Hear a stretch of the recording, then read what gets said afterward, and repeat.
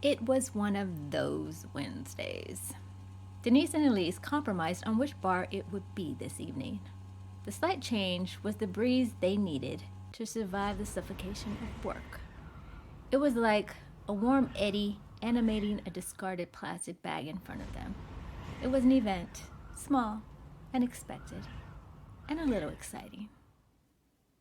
It didn't matter which bar they hit. Denise was parched for a good time and wanted to restrain her daydreams. Earlier, Denise shook repetitive visions of clubbing her boss, Teresa, in the mouth. It was a sign that she needed a break. So, after extracting her pumps and stockings, all that she was pursuing was a bit of rump shaking and a blissful, libation-induced buzz. If she could get some hashuni, Elise and Denise's term for a good-looking man, to rumble under her sheets, that would be gravy. Elise wouldn't arrive for another 30 minutes, according to Denise's Omega. While standing in her slip in front of the open refrigerator, she opted to get the party started a little early, pulling out a half-empty bottle of Tolly Berry Shokoli. She popped off the stopper, took a long swig. Later, in her bedroom, her body flopped onto the floral comforter crumpled over her bed. She attempted to zip her jeans. She realized in her discomfort that she wasn't a size 2 anymore, as she spent the next 10 minutes shucking them off again. Standing in the middle of her walk-in closet in her bra and panties, she heard Elise's signature knock on the front door. Denise threw on a black shirt dress that she scooped up off the floor and slipped into the first pair of matching shoes she could find. "You look like you're just coming back from a wild night," Elise declared in amusement, standing in a scarlet tunic and blue jeans, taking inventory of her friend from the doorway. "I look too wrinkled?" "Just a little. But, it gives the look some character, kinda." "Damn, I look like I don't have character?" "I'm not saying that. You just look a little lazy." "Shut up." "Really?" "Oh, come on, Denise. Don't act like I'm being an ass." "I'm not saying you sound like an ass. I really want to know. Do I really look like I'm lazy? Seriously." "Never mind, I don't even care." "You look like you picked that dress up off the floor of your closet, didn't bother ironing it, and your shoes don't even match. Are you drunk already?" "Not yet," Denise said, chuckling, and turning back to her bedroom. "I just didn't want to keep you waiting since you stressed leaving at 8. "Oh, please. I always have to wait for you. I stressed 8 because I knew you wouldn't be ready until 9. "Ha! Bogle. I have to strategize like that with you."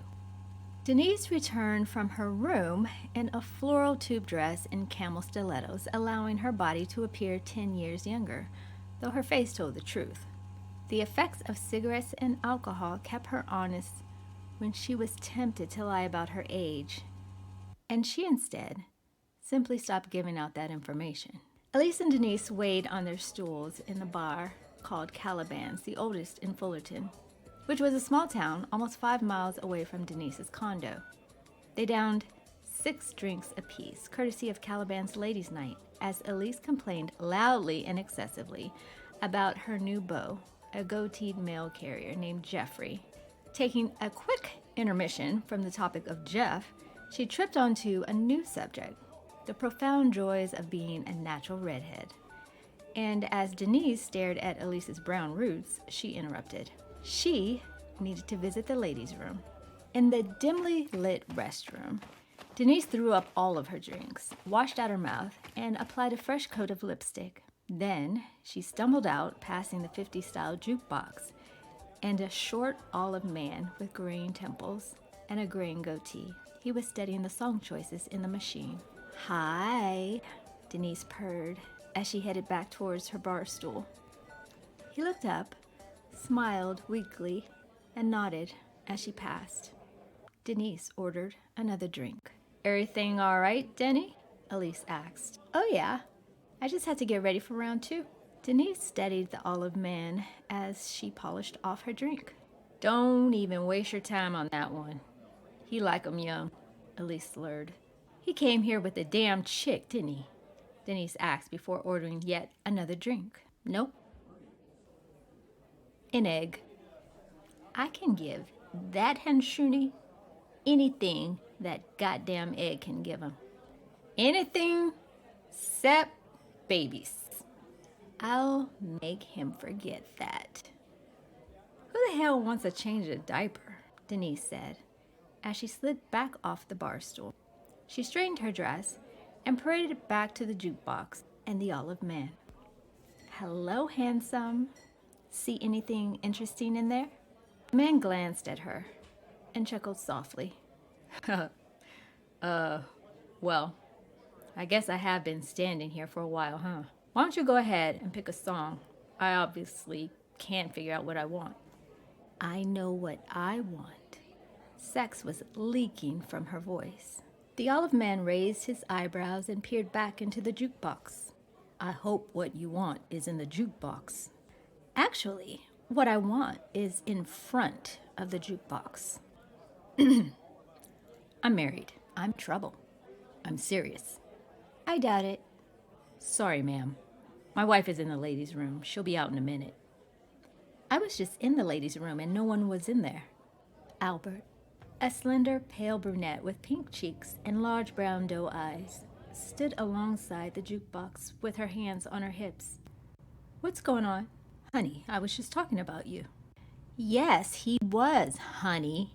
He was just telling me that he can't spend time with grown women because he's babysitting.